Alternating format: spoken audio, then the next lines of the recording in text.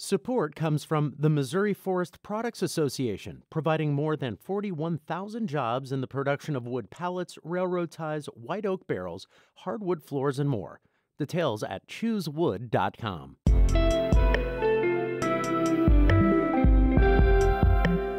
From the St. Louis Public Radio newsroom, this is The Gateway. It's Tuesday, October 15th. I'm Maria Altman, in for Wayne Pratt.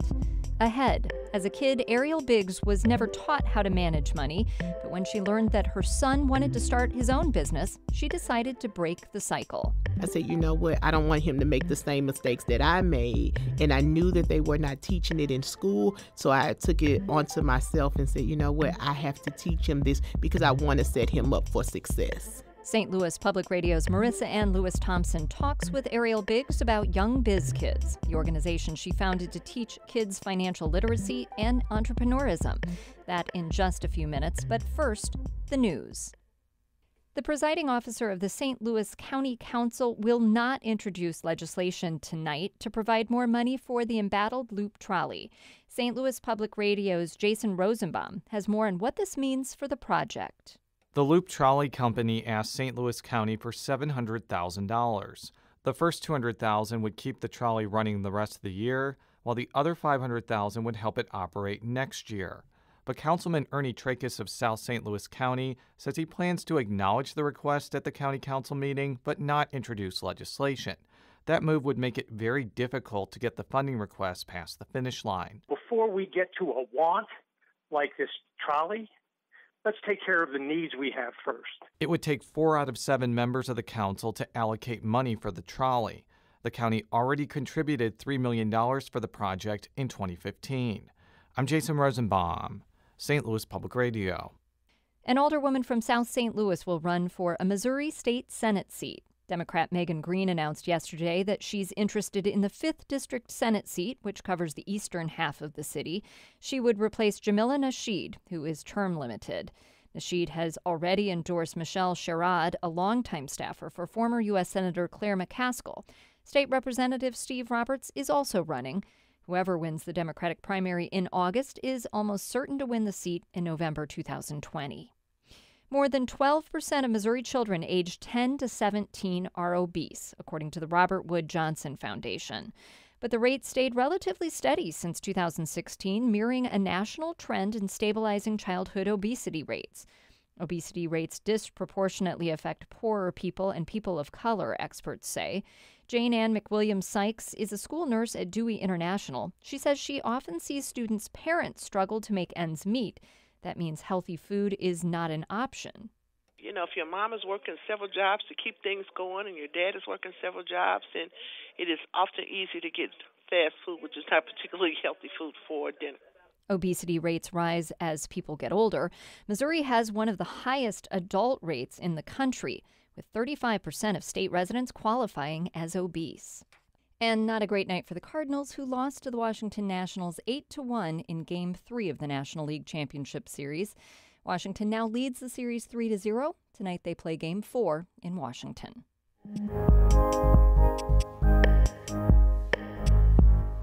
Arriel Biggs is the founder of Young Biz Kidz. It's an organization that teaches kids about how to manage money and run their own business. She's known for helping young Black entrepreneurs become successful in their passion. St. Louis Public Radio's Marissa Ann Lewis-Thompson spoke with Biggs about how she teaches a skill set to kids that many adults don't have. It was from my personal experience. I didn't grow up with financial literacy. I knew that I was an entrepreneur for a long time, so I would make money, but I didn't understand what to do with that money that I was making.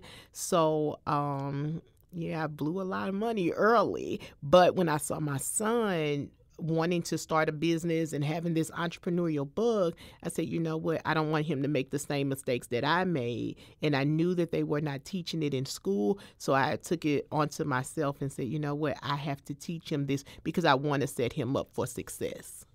Well, how do you even begin to teach young kids a concept like financial literacy? Well, for me, it was easy because it was everyday life. They have money around them every day. So they have to learn, like, how to buy things from the store, even how to do a simple budget. And in doing that, it's like, okay, Mikey, you have $5. You want this. what do you need to do to get to where you need to go? So he's always wanting a video game. And the video games are like $60, but he only gets $10 a week. So how do you save up and manage your money to make sure you have that $60 to buy that video game? Earlier this year, you and several other mommy managers collaborate on the book #MomBoss. It's filled with stories from moms whose kids are entrepreneurs and how they were able to help their kids build their business and manage money. And as you're writing this book, you were battling breast cancer. Yes. Why was putting this book out important to you? Legacy for myself. I do so much as a mom for everybody in my family around me, my husband, my children, and I was not doing anything for myself. And I figured since battling breast cancer, I needed to focus on myself and not everybody else. It was my time to be selfish. And in doing that, I said, I need to tell this story because it's nowhere to go for parents with entrepreneurial kids. So we're looking and trying to figure things out, trying to support our kids, and we're telling them to dream big and live out their dreams, but they're not able to do that because we as parents don't know where to send them or how to work with them. So I figured telling my story will inspire other parents that if I can do it, you can do it too. So that's what prompted me to write. I needed to do something for myself and feel like I was making an impact on the world with my story, with my experiences and things that I've been through. What advice do you have for parents who have kids who want to be their own boss? What tips do you have for them? I would say leave room for entrepreneurial experiences, whether they want to lead a project where they're cleaning the community, whether they want to collect canned goods, whether they want to get clean water. Leave room for those type of projects, and then also find a group of kids like Young Biz Kidz that they can come and connect with so that they can feel like they're a part of something and that they can grow off of each other because the kids teach each other. We have instructors, but I start calling them facilitators because we facilitate the class and let the kids just really kind of bounce ideas off each other because that peer-to-peer learning is very important.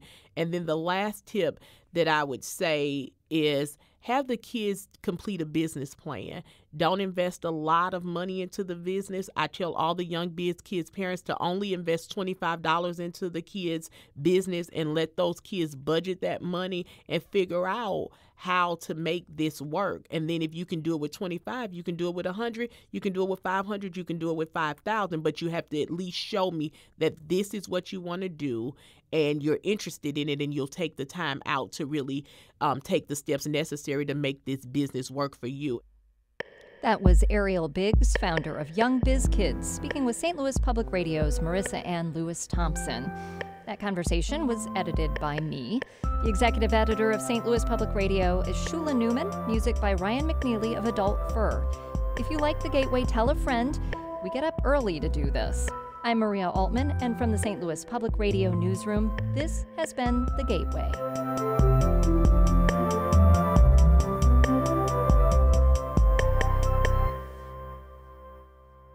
Support comes from Mosby Building Arts, a design-build company committed to remodeling the right way. Visit callmosby.com to get project inspiration for any room of your house.